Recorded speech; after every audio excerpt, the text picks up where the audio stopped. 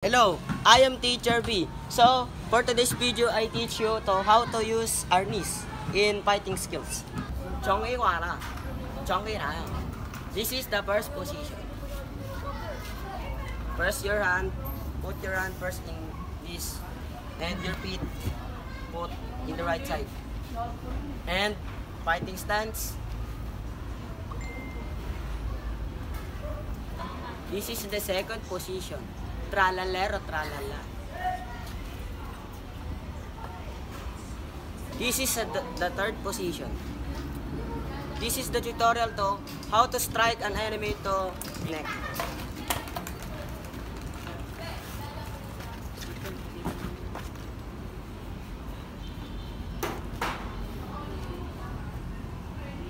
At ito na pala ang uling pagtuturo ni Teacher B.